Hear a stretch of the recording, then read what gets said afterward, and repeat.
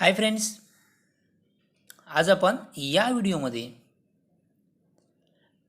गणित भाग 2 मधील सर्व प्रकरणातील बहुपर्यायी प्रश्नांचा अभ्यास करणार आहोत. या बहुपर्यायी प्रश्नांवर आधारित गणितच्या प्रश्नपत्रिकेमध्ये 4 मार्क्सचे प्रश्न विचारले जातात. हे आपल्याला 4 मार्क्स कसे मिळतील याबद्दल योग्य मार्गदर्शन या व्हिडिओमध्ये तुम्हाला मिळणार आहे. आपण या व्हिडिओमध्ये प्रत्येक प्रकरणातील संकीर्ण प्रश्नसंग्रहामधील पहिला प्रश्न सोडवणार आहोत. पहिला प्रश्न म्हणजेच बहुपर्यायी प्रश्न, म्हणजेच त्याला आपण म्हणतो MCQ टाईप क्वेश्चन. विद्यार्थी मित्रांनो, या प्रश्नांचा व्यवस्थित तुम्ही सराव करा, म्हणजेच तुम्हाला प्रश्नपत्रिकेमधील प्रश्न पहिला A मधील 4 मार्क्स तुम्हाला सहज मिळतील. चला तर मग आपण प्रत्येक प्रकरणातील बहुपर्यायी प्रश्नांचा सराव करूया. आपण जर या चॅनलवर नवीन असाल किंवा चॅनल सबस्क्राईब केलं नसेल तर चॅनल सबस्क्राईब करा, लाईक करा, तसेच शेअर करा. प्रश्न संग्रह 1. त्यामधील पहिला प्रश्न, खालील उपप्रश्नांची पर्यायी उत्तरे दिली आहेत, त्यापैकी अचूक पर्याय निवडा. आपल्याला 4 पर्याय दिलेले असतात, त्यापैकी अचूक पर्याय निवडायचे आहेत. प्रश्न आहे, जर त्रिकोण ABC व त्रिकोण PQR मध्ये एकाच एक संगतीत AB छेद QR BC छेद PR बरोबर CA छेद PQ, तर खालीलपैकी सत्य विधान कोणते? PQR समरूप त्रिकोण ABC, PQR समरूप त्रिकोण CAB, त्रिकोण CAB समरूप त्रिकोण PQR, त्रिकोण BCA समरूप त्रिकोण PQR. या 4 पर्यायांपैकी अचूक पर्याय कोणता तो आपल्याला शोधायचा आहे. विद्यार्थी मित्रांनो, आपल्या 3 बाजू प्रमाणात दिलेल्या आहेत, त्यावरून आपण एकाधिक संगती पहिले शोधूया. प्रत्येक ठिकाणी PQR PQR PQR आहे, म्हणजे आपण पहिले PQR या PQR या ठिकाणी मग PQला पुढे वरती काय दिलं CA, मग PQला काय येणार या ठिकाणी CA. PQR या ठिकाणी घेतला, त्रिकोण CAB मधला दुसरा म्हणजे या ठिकाणी काय येईल BL. ही एकाच एक संगती झाली. ओके, आता या संगतीवरून आपल्याला लगेच कळेल कोणतं विधान सत्य आहे, कोणतं विधान असत्य आहे. PQR पहिलं विधान PQR ABC, PQR ABC म्हणजे हे चुकीचं आहे. PQR काय CAB दिलंय. ओके, PQR CAB करेक्ट, हे दुसरे विधान सत्य आहे.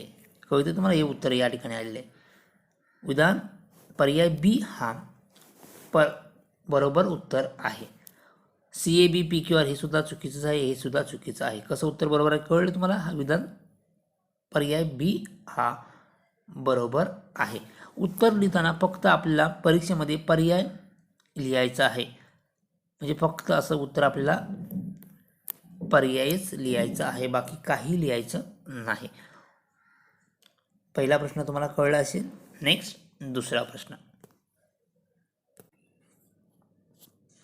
प्रश्न दुसरा, जर त्रिकोण DEF व त्रिकोण PQR मध्ये हे 2 त्रिकोण दिलेले आहेत, DEF व PQR,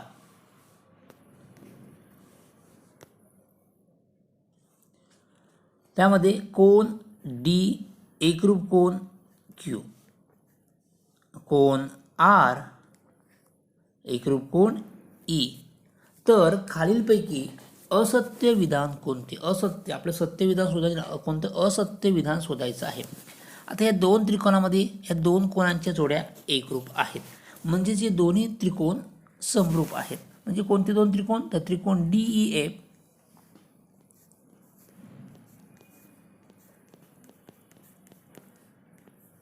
समरूप. डी ला कोणता कोण आहे? Q, म्हणजे या ठिकाणी QL. ई ला कोणता कोण आहे? R, QR P. हे दोन त्रिकोण समरूप आहेत. ओके, आता पहिले विधान बघूया. खालीलपैकी EF समरूप त्रिकोणाच्या बाजू कशा असतात? प्रमाणात असतात.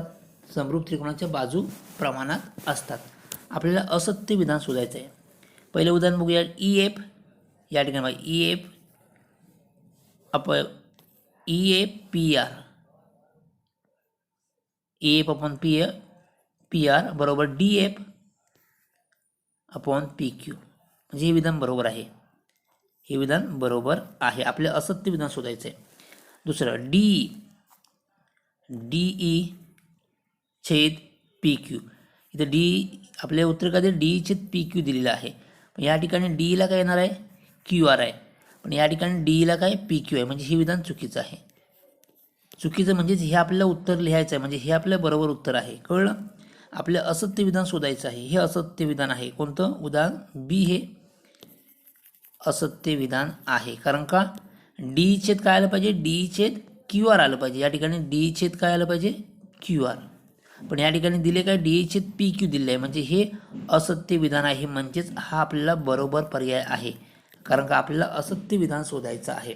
म्हणजे विधान B हे हा पर्याय बरोबर आहे. कळतंय तुम्हाला? Very good. नेक्स्ट प्रश्न तिसरा. त्रिकोण त्रिकोण ABC व त्रिकोण DEF मध्ये कोण B एकरूप कोण A, कोण C एकरूप कोण F किंवा F एकरूप कोण C, आणि AB बरोबर 3D. म्हणजेच AB ही Dच्या तिप्पट आहे. AB ही Dच्या तिप्पट आहे. ओके, याच्यावरून आपल्याला काय सांगायचं आहे? दोन त्रिकोणाबाबत सत्य विधान कोणते? दोन त्रिकोणाबाबत सत्य विधान कोणते? आता यावरून आपले दोन त्रिकोण एकरूप नाहीत हे लक्षात येते. कारण का हा त्रिकोण मोठा आहे, हा त्रिकोण लहान आहे. कारण का यावरून कळतंय AB ही Dच्या तिप्पट आहे. म्हणजे हा पहिला त्रिकोण मोठा आहे. म्हणजे ते दोन त्रिकोण एकरूप नसणार, समरूप असणार. कारण का हे दोन कोणांच्या जोड्या एकरूप आहेत. दोन कोणांच्या जोड्या एकरूप असतील तर ते दोन त्रिकोण कोको कसोटीनुसार एकरूप असतात. म्हणजे दोन त्रिकोण एकरूप आहेत परंतु समरूप नाहीत. म्हणजे कोणतं विधान सत्य आहे बघूया. एकरूप नाहीत, समरूप नाहीत, म्हणजे हे चुकीचं आहे. ओके, कारण का समरूप आहे ते दोन त्रिकोण समरूप आहेत, एकरूप नाहीत. हे विधान बरोबर आहे. कारण का हे समरूप आहेत. कोको कसोटीनुसार ते समरूप आहेत आणि एकरूप नाहीत. एकरूप आहेत, समरूपी आहेत, चुकीचं आहे. म्हणजे पहिलं आणि वरीपैकी एकही विधान सत्य नाही. म्हणजेच कोणते विधान बरोबर आहे? विधान B हे बरोबर उत्तर आहे. कारण का हे दोन त्रिकोण कोको कसोटीनुसार समरूप आहेत. म्हणजे समरूप आहेत परंतु हे एकरूप नाहीत. म्हणजे विधान B हे बरोबर उत्तर आहे. कळले तुम्हाला? ओके, नेक्स्ट उदाहरण 4.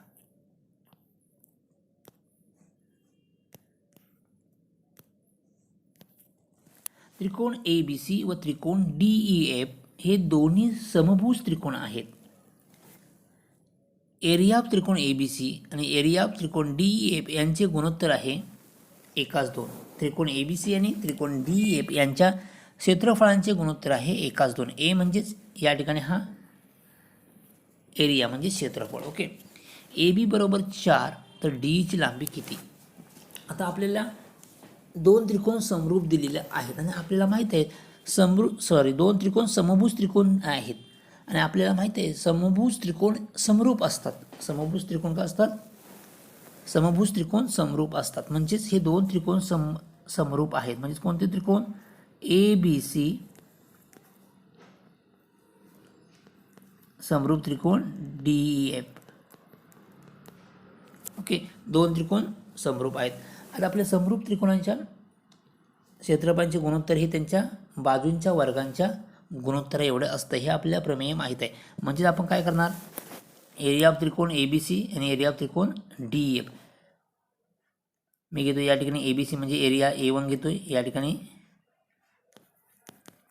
A2 घेतोय, म्हणजे हा A1 आणि हा A2 घेतले. ओके, आपल्या परीक्षेमध्ये फक्त पर्याय लिहायचा असतो, तुम्ही रफ कॅल्क्युलेशन करू शकता.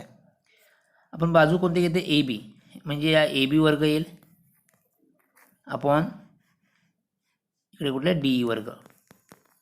ओके, A1 म्हणजे हे दोन क्षेत्रफळ दिलं आहे, एकाच 2, 1/2, या बा एकाच 2 दिलं आहे या ठिकाणी. एरिया ऑफ, हा एरिया ऑफ त्रिकोण ABC आहे, हा एरिया ऑफ त्रिकोण DEF आहे, आणि गुणोत्तर किती, एकाच 2. AB वर्ग, ABची किंमत दिली आहे किती, 4 वर्ग, आणि या ठिकाणी DE वर्ग येईल.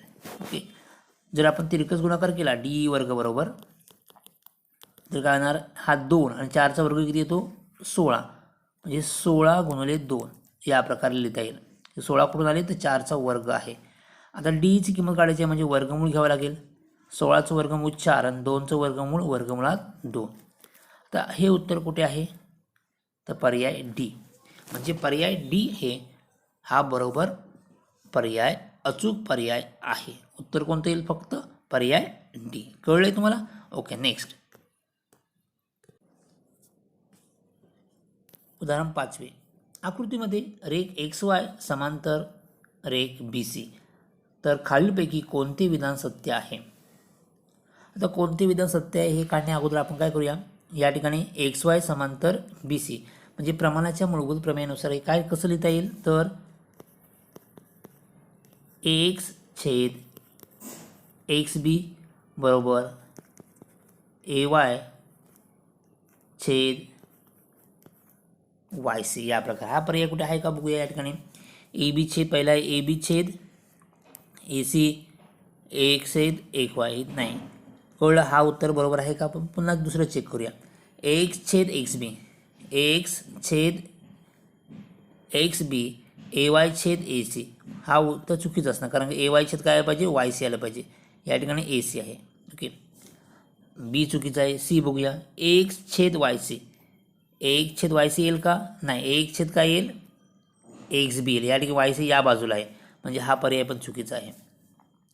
AB/YC, AB/YC, AB या बाजूला आहे आणि YC या बाजूला आहे, म्हणजे हा पर्याय सुद्धा चुकीचा आहे.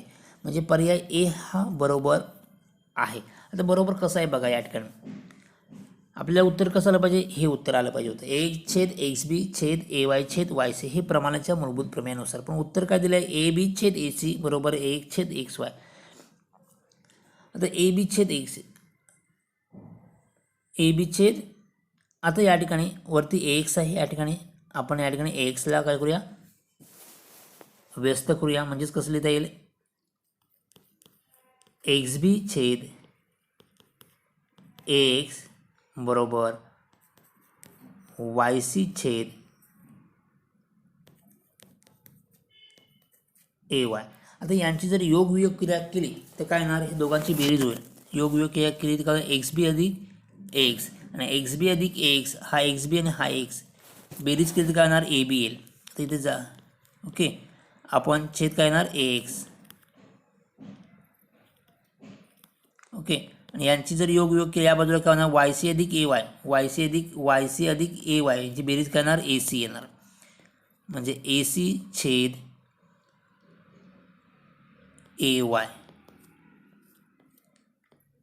AC/AY. आणि यांची जर एकांतर क्रिया केली तर यांची अदलाबदल होईल. दोघांची काय होणार, अदलाबदल. हा AC या बाजूला येईल आणि AX तिकडे जाईल. म्हणजेच कोणता पर्याय बरोबर असणार, तो पर्याय A हा बरोबर उत्तर आहे. आपल्याला इथे फक्त पर्याय लिहायचा आहे, कॅल्क्युलेशन काही लिहायचं नाही. तुम्ही हे जे आपण या ठिकाणी सोडवलेलं आहे ते तुम्ही रफ म्हणून सोडवू शकता. आपल्याला फक्त परीक्षेमध्ये बहुपर्यायी प्रश्नांमधील अचूक पर्याय लिहायचा असतो. ओके, नेक्स्ट आता प्रकरण 2 मधील संकीर्ण प्रश्नसंग्रहामधील पहिला प्रश्न सोडवूया. संकीर्ण प्रश्नसंग्रह 2. प्रश्न पहिला, खालील बहुपर्यायी प्रश्नांच्या दिलेल्या उत्तरांपैकी अचूक पर्याय निवडा त्यामधील पहिला प्रश्न, खालीलपैकी कोणते पायथागोरसचे त्रिकूट आहे? त्रिकूट म्हणजे आपल्याला माहीत आहे, मोठ्या संख्येचा वर्ग हा उरलेल्या संख्यांच्या वर्गांच्या बेरजे इतक्या येत असेल तर त्या संख्यांना आपण काय म्हणतो? पायथागोरसचे त्रिकूट.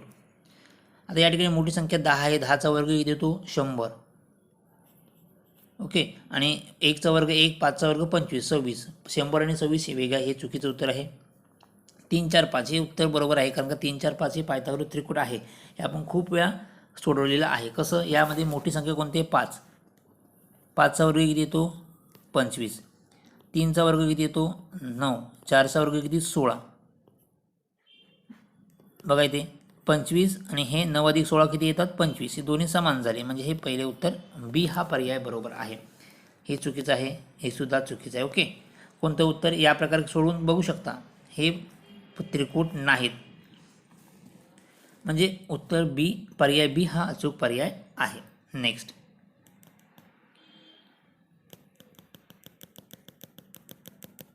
तिसरा, उदाहरण दुसरे,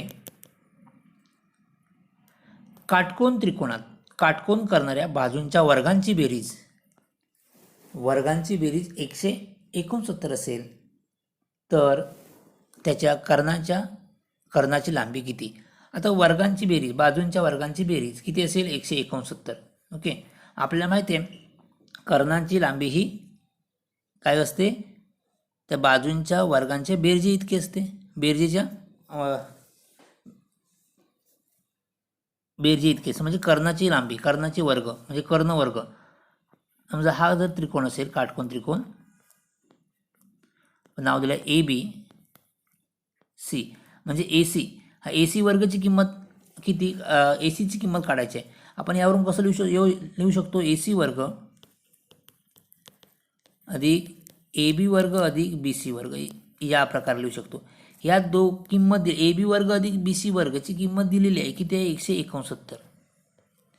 म्हणजे ए सी वर्गची किंमत किती आहे? 169. ओके ओके, ए सी वर्गची किंमत 169. आपल्याला ए सी म्हणजेच कर्णाची लांबी काढायची. ए सी म्हणजे कर्ण, ए सी वर्ग आहे, म्हणजे काय करणार? वर्गमूळ घ्यावं लागेल. म्हणजे ए सी बरोबर किती येईल? 169चं वर्गमूळ किती येतो? 13. म्हणजेच इथे पर्याय बी हा अचूक पर्याय आहे. कळलं? इथे काय दिलं आहे? काटकोन त्रिकोणात काटकोन करणाऱ्या बाजूंच्या वर्गांची बेरीज दिली आहे. म्हणजे ए बी अधिक बी सी वर्ग, ए बी वर्ग अधिक बी सी वर्ग ही किंमत दिलेली आहे. त्यावरून कर्णाची लांबी किती असेल? तर 169चं वर्गमूळ किती? 13.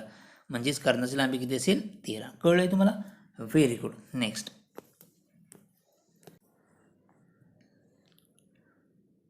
उदाहरण तिसरे, खालीलपैकी कोणत्या तारखेतील संख्या हे पायथागोरसचे त्रिकूट आहे? त्रिकूट ओळखायचं आहे. मोठ्या संख्येचा वर्ग हा उरलेल्या दोन संख्यांच्या वर्गांच्या बेरजे इतका आला पाहिजे.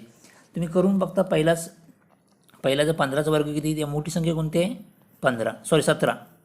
मोठी संख्या 17. 17चा वर्ग किती येतो? 17चा वर्ग येतो 289. हा कोणता आहे? 17चा वर्ग. ओके, आता उरलेल्या बाजूंच्या वर्गांची बेरीज म्हणजे कुठले? 15 आणि 8. 15चा वर्ग किती येतो? 15 वर्ग अधिक 8चा वर्ग. 15चा वर्ग येतो 225.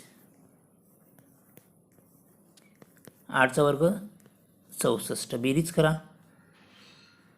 2, 8, 9, 289. बेरीज समान आहे. ओके, 17चा वर्ग बरोबर 15 वर्ग अधिक 8 वर्ग, हे दोघी समान. 289, 201. म्हणून पहिलंच उत्तर बरोबर आहे. पर्याय ए हा अचूक पर्याय आहे. तुम्ही पर्याय बी सी डी यांचा पडताळा घेऊ शकता. ओके, म्हणजे कुठला पर्याय ए हा अचूक पर्याय आहे. चौथा प्रश्न, बाजूंच्या लांबी ए बी सी असलेल्या त्रिकोणामध्ये ए वर्ग अधिक बी वर्ग बरोबर सी वर्ग असेल तर तो कोणत्या प्रकारचा त्रिकोण आहे? तर हे आपण कोणत्या त्रिकोणामध्ये लिहितो? तर काटकोन त्रिकोणामध्ये लिहितो. कर्णवर्ग बरोबर एक बाजू वर्ग अधिक दुसरी बाजू वर्ग, म्हणजे हा या ठिकाणी सी हा कर्ण झाला आणि दोन बाजूंच्या वर्गांची बेरीज आहे. म्हणजे हा कोणत्या प्रकारचा त्रिकोण आहे? तर हा काटकोन त्रिकोण आहे. कोणता त्रिकोण? काटकोन त्रिकोण. कळतंय तुम्हाला? ओके, पायथागोरसच्या प्रमेयाच्या व्याख्यानुसार हा कोणता त्रिकोण आहे? काटकोन त्रिकोण आहे. नेक्स्ट,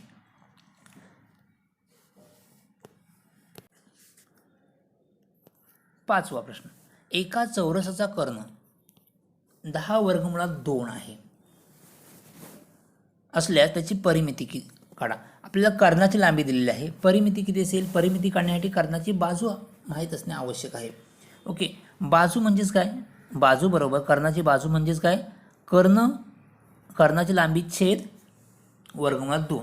किंवा यावरून तुम्हाला लगेच लक्षात येत असेल कर्ण किती आहे? 10 वर्गमुळात 2 म्हणजे बाजू किती असणार आहे? 10. हे लक्षात ठेवा. बाजू 10 असेल तर कर्ण किती असणार? 10 वर्गमुळात 2. ती सूत्राने काढू शकता. सूत्र काय? कर्ण छेद वर्गमुळात 2. कर्ण किती आहे? 10 वर्गमुळात 2 हा कर्ण, आणि छेद वर्गमुळात 2 ने काय करायचं? डिवाइड करायचं. हे वर्गमुळात 2 2 कट झाले, किती उरले? फक्त 10. म्हणजे बाजू किती आली? 10. बाजू आपले परिमिती काढायची. परिमिती म्हणजेच काय? चारही बाजूंची बेरीज. एक बाजू किती आहे? 10 सेमीची. मग 4 बाजूंची बेरीज केल्यावर किती येणार? 10 अधिक 10 अधिक 10 अधिक 10 म्हणजे किती येणार? 40. किंवा चौरसाची परिमिती बरोबर 4 गुणिले बाजू. 4 गुणिले बाजू हे सूत्र आहे. 4ला 4 गुणिले 10 किती? 40. म्हणजे पर्याय डी हा अचूक पर्याय आहे. कळले तुम्हाला? ओके, उदाहरण 6वे.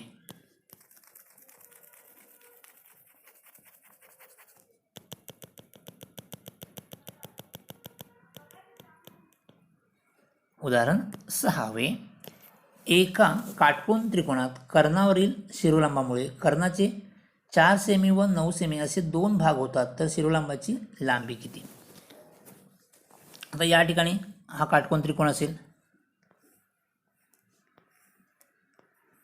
इथून कर्णावर शिरोलंब काढला म्हणजे किती आले? या ठिकाणी हा 4 आहे आणि हा 9 आहे. ओके, शिरोलांबाची लांबी किती असेल? शिरोलांबाची लांबी म्हणजे हा कर्ण भूमिती मध्याच्या प्रमेयानुसार काढू शकतो आपण.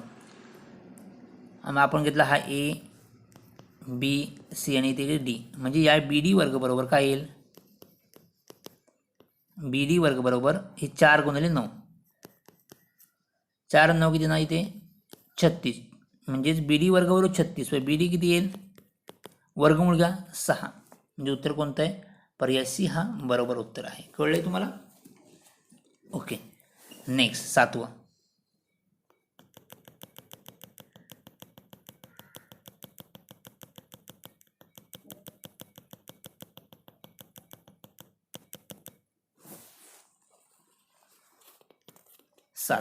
काटकोन त्रिकोणामध्ये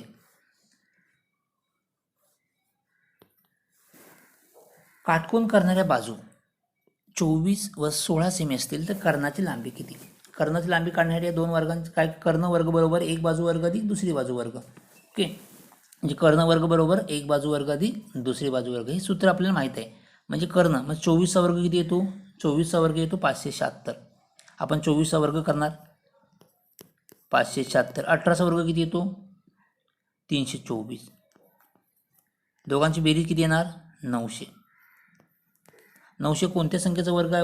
वर्ग आहे तर 30चा. म्हणजे कर्णाची लांबी किती असेल? 30 आहे. तुम्ही सोडून हे रफ कॅल्क्युलेशन आहे, तुम्ही व्यवस्थित सोडून बघू शकता. म्हणजे कर्णाची लांबी किती असेल? 30 सेमी. कळले तुम्हाला? Okay, next.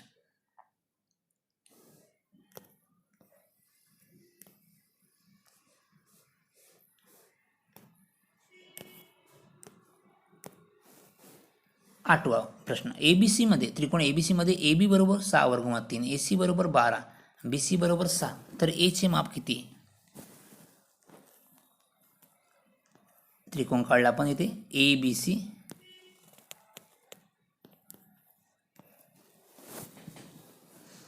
ए सी बरोबर किती? 12 आहे, बी सी बरोबर 6 आहे आणि 6 वर्गमुळात 3 आहे. कोणते कोण? ए चे माप. आता या ठिकाणी कर्ण हा, यामध्ये कर्ण म्हणजे ही मोठी बाजू होईल.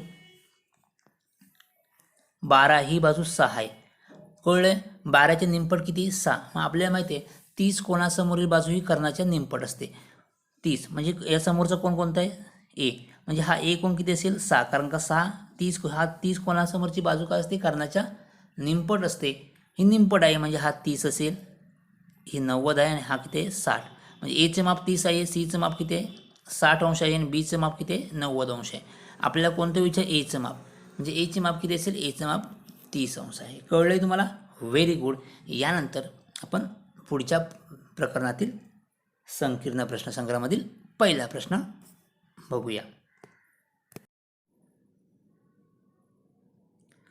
प्रश्नसंग्रह 3, त्यामध्ये पहिला प्रश्न, पुढील प्रत्येक उपप्रश्नासाठी 4 पर्यायी उत्तरे दिली आहेत, त्यापैकी अचूक पर्याय निवडा.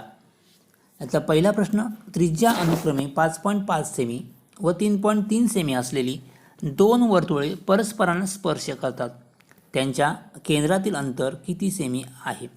आता या ठिकाणी आपल्याला सांगितले 2 वर्तुळे परस्परांना स्पर्श करतात, पण ही स्पर्श करताना ही अंतरस्पर्शी आहेत की बाह्यस्पर्शी आहेत हे दिलेलं नाही. म्हणजे कोणत्याही प्रकारची वर्तुळे असू शकतात, एकतर अंतरस्पर्शी असतील किंवा बाह्यस्पर्शी असतील.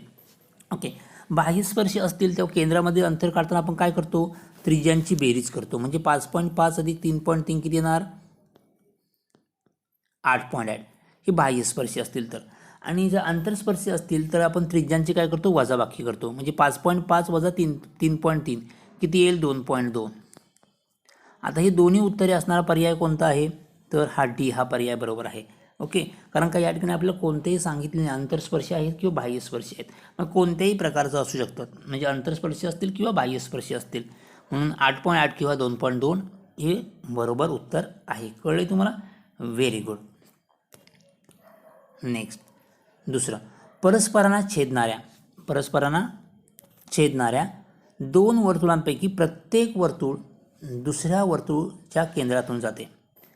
जर त्याच्या केंद्रातील अंतर 12 सेमी असेल तर प्रत्येक वर्तुळाची त्रिज्या किती असेल. तर सिंपल आहे, उत्तर किती असेल, 12 सेमी. कारण का वर्तुळाचं केंद्र आणि वर्तुळावर बिंदू जोडणारा रेषाखंड हा सेम किती आहे, 12 सेमीच आहे.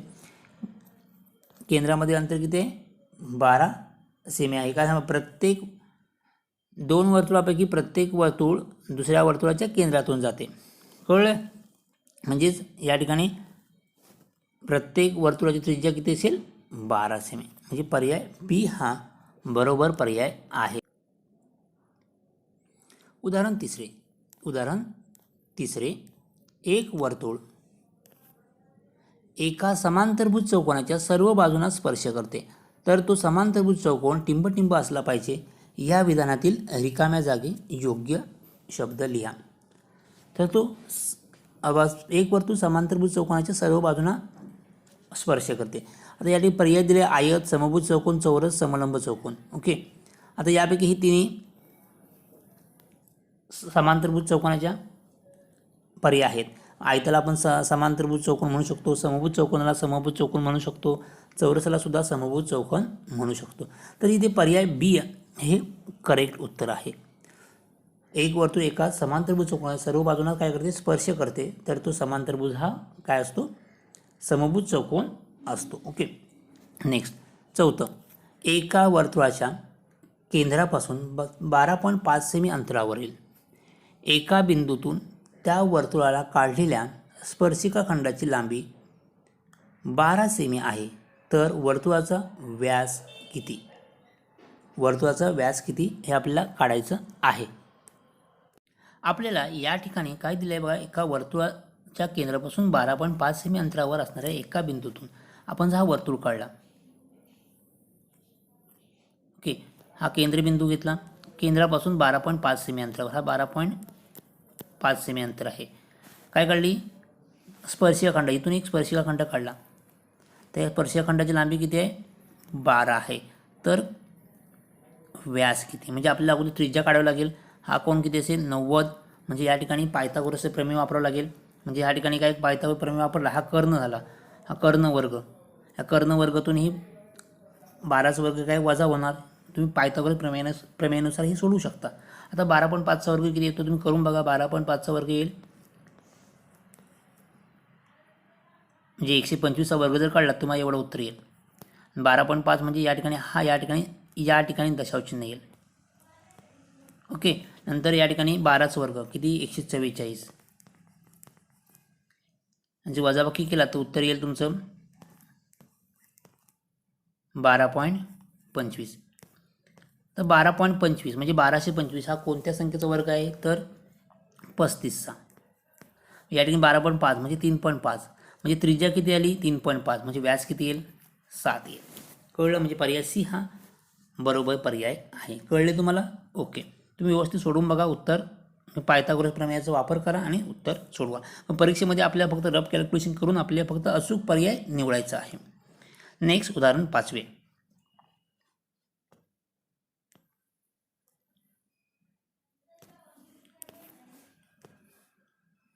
एकमेकांना बाहेरून स्पर्श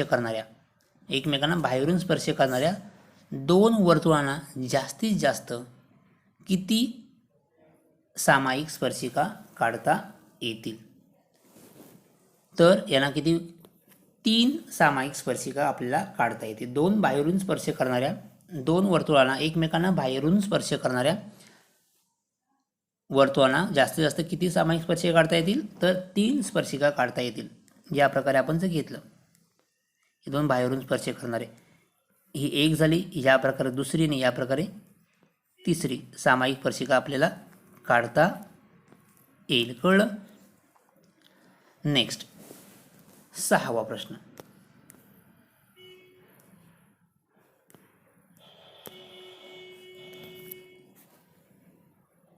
ओ केंद्र असलेल्या वर्तुळाच्या कंस ACB मध्ये कोन ACB आंतरलिखित केलेला आहे.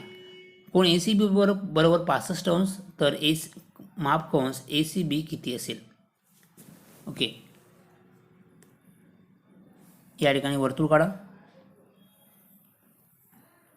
ओके, कंस ACB मध्ये समजा हा ए, या प्रकारे तुम्ही आकृती काढू शकता. हा कोन ACB किंवा वर्तुळाच्या कंस ACB मध्ये हा कंस ACB, ओके, मध्ये कोणता कोण आहे? तर कोन ACB आंतरलिखित झालेला आहे आणि याचं माप किती आहे? 65 अंश. ओके, अच्छा, हा 65 अंश असेल तर हा कंस किती असेल? डबल असणार, 130. आपल्याला कोणता कंस विचारला आहे? तर माप कंस ACB किती? हा ACB किती असेल?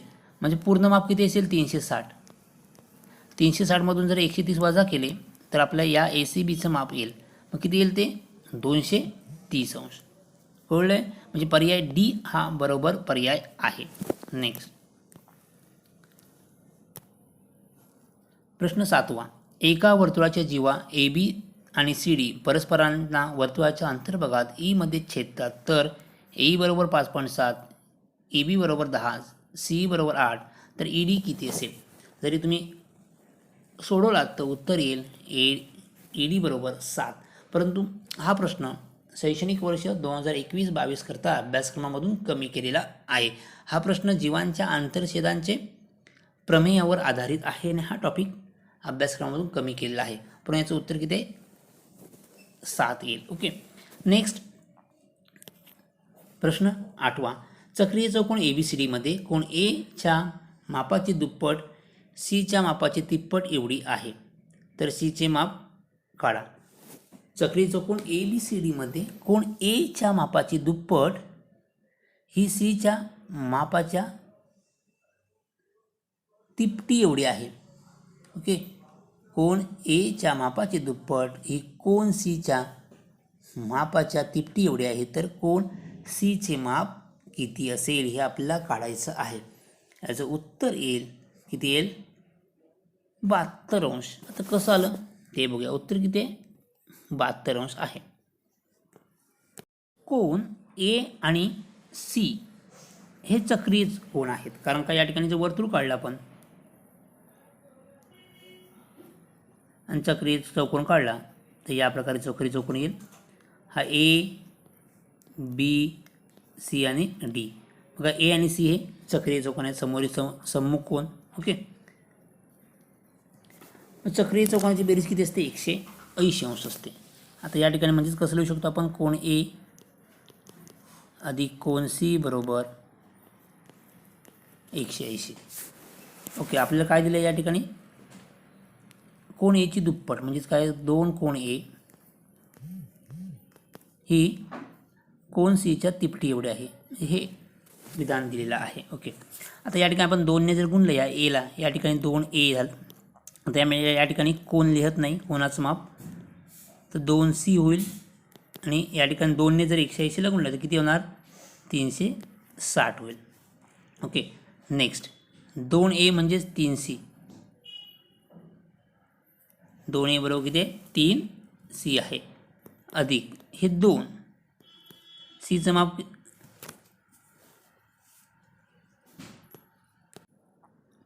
या ठिकाणी 2A आणि हे 2C. ओके, या ठिकाणी किती आहे 2C आहेत बरोबर 360. कळलं 2A बरोबर किती आहे 3C आहे.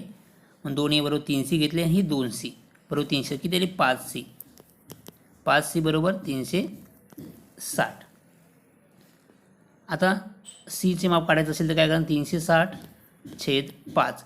360ला जर 5ने भाग घालला तर उत्तर किती येईल 72 येईल. कळलं तुम्हाला उत्तर कसं आलं सीचं माप किती 72 अंश. ओके, या ठिकाणी प्रत्येक कोण सी मी आपण कोण घेतलेला नाही. तुम्ही हे आपण रफ करतोय म्हणून आपण व्यवस्थित सोडवलेलं फक्त रफ कॅल्क्युलेशन केलेलं आहे.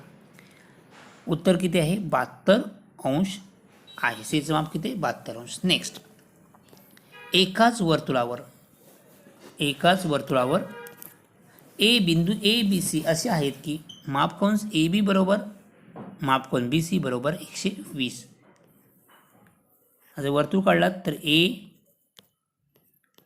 B आणि C एका वर्तुळावर आहेत. ABचं माप किती आहे 120 अंश, BC किती आहे 120 अंश आहे. तर त्रिकोण ABC जर आपण त्रिकोण जोडला असा तर हा कोणत्या प्रकारचा त्रिकोण होईल. आता हा 120 हा कंस पण AC पण किती असेल 120, कारण का वर्तुळ कंसांच्या मापाची बेरीज किती असते 360 अंश असते. आता तिन्ही हे कंस सारखेच आहेत म्हणजेच हा किती असेल 60 अंश, कारण का 120च्या निमपट. C कोण 60 अंश असेल, B कोण किती असेल 60 अंश. ओके, म्हणजेच त्रिकोण ABC हा समभुज त्रिकोण आहे. कोणत्या प्रकारचे त्रिकोण आहे तर त्रिकोण ABC हा समभुज त्रिकोण आहे. कळले. ओके, नेक्स्ट,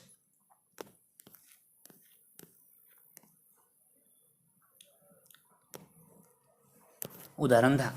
रेख XZ व्यास असलेल्या वर्तुळाच्या अंतर्भागात Y हा एक बिंदू आहे, तर खालीलपैकी किती विधाने सत्य आहेत.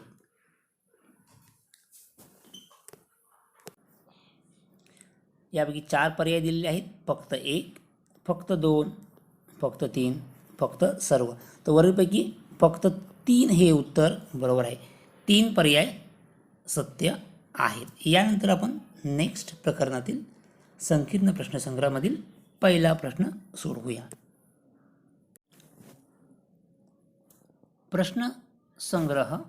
संकीर्ण प्रश्नसंग्रह 4. योग्य पर्याय निवडा. पहिला, वर्तुळावरील दिलेल्या बिंदूतून वर्तुळाला काढता येणाऱ्या स्पर्शिकांची संख्या ... असते. तर किती असते संख्या किती असते 1 असते. म्हणजे पर्याय C हे बरोबर उत्तर आहे. दुसरं, वर्तुळाबाहेरील बिंदूतून वर्तुळाला जास्तीत जास्त टिंबटिंब स्पर्शिका काढता येतात. वर्तुळावरील बिंदूतून वर्तुळाला 1 स्पर्शिका काढता येते, तर वर्तुळाबाहेरील बिंदूतून वर्तुळाला जास्तीत जास्त 2 स्पर्शिका काढता येतात. म्हणजे पर्याय B हा बरोबर उत्तर आहे. ओके, या प्रकारे वर्तुळाबाहेरील आपण 2 स्पर्शिका काढता येतात. ओके, नेक्स्ट, त्रिकोण ABC समरूप त्रिकोण PQR AB/PQ बरोबर 7/5. या ठिकाणी AB 7 आहे, PQ 5 आहे असे समजूया. म्हणजेच ABC हा मोठा त्रिकोण आहे. म्हणजेच पर्याय A हा बरोबर पर्याय आहे. त्रिकोण ABC हा मोठा त्रिकोण असेल. कळले. नेक्स्ट,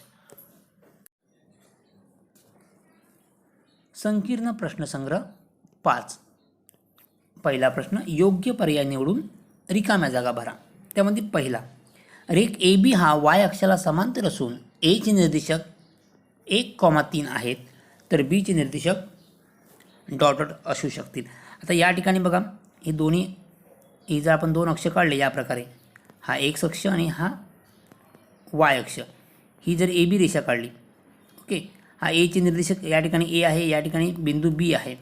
A किती आहे 1,3, तर B चे निर्देशक काय असेल या ठिकाणी तुम्हाला लक्षात येत असेल, ही AB रेषा Y अक्षाला समांतर आहे. म्हणजेच A आणि B बिंदूचा दोघांचा X निर्देशक काय असेल सारखाच असेल. ओके, X निर्देशक काय असणार दोन्ही बिंदूंचा सारखाच असेल. या ठिकाणी Aचा X निर्देशक 1 आहे, तर Bचा सुद्धा X निर्देशक 1च असणार आहे. आता या ठिकाणी Bचा एक्स निर्देशक 3 आहे, या ठिकाणी 5 आहे, या ठिकाणी 3 आहे आणि या ठिकाणी 1 आहे, म्हणजेच डी हा पर्याय बरोबर आहे. कळले तुम्हाला? ओके. दुसरं, खालीलपैकी टिंबटिंब बिंदू हा बिंदू एक्स अक्षावरील आरंभ बिंदूच्या उजवीकडे हा झाला आरंभ बिंदू, उजवीकडे म्हणजे या बाजूकडे. ओके. आणि तो कोणत्या अक्षावर? एक्स अक्षावर असला पाहिजे. आता या ठिकाणी हा एक्स अक्षावर आहे, परंतु हा डावीकडे वजा आहे, म्हणजे हा उत्तर बरोबर 0-2 हा वाय अक्षावर जाईल. 0-2 हा वाय अक्षावर असणार आहे. 2-3 हा अक्षावर नाही, तर हा डी पर्याय बरोबर. 2-0 म्हणजे इकडे कुठेतरी असेल 2-0. कळले? पर्याय डी हा बरोबर उत्तर आहे, या बाजूला असला पाहिजे. ओके.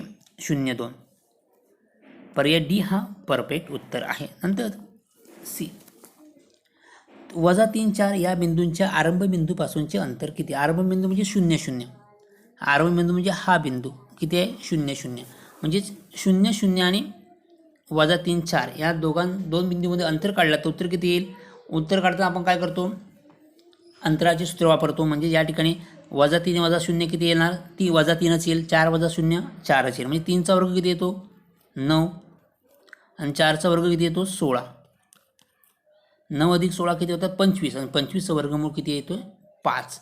म्हणजे पर्याय सी हा बरोबर उत्तर आहे. ओके. नेक्स्ट, चौथा प्रश्न. एका रेषेने एक्स अक्षाच्या धन दिशेशी 30 अंशचा कोन केला आहे, म्हणून त्या रेषेचा चढ आहे. कोन म्हणजे चढ काढताना आपण काढतो टॅन 30. टॅन थिटा हे सूत्र आहे. मग टॅन 30चं जर उत्तर काढलं तर परफेक्ट उत्तर किती येईल? पर्याय सी हा बरोबर उत्तर आहे. परंतु हा प्रश्न शैक्षणिक वर्ष 21-22 करता अभ्यासक्रमामधून कमी केलेला आहे. हा प्रश्न 21-22 या शैक्षणिक वर्षामध्ये विचारला जाणार नाही. कळले? नेक्स्ट, संकीर्ण प्रश्नसंग्रह 6. पहिला प्रश्न, दिलेल्या पर्यायांपैकी प्रश्नाच्या उत्तराचा अचूक पर्याय निवडा. साइन गुणिले कोसेक थिटा किती? साइन गुणिले कोसेक थिटा किती? तर उत्तर आहे 1.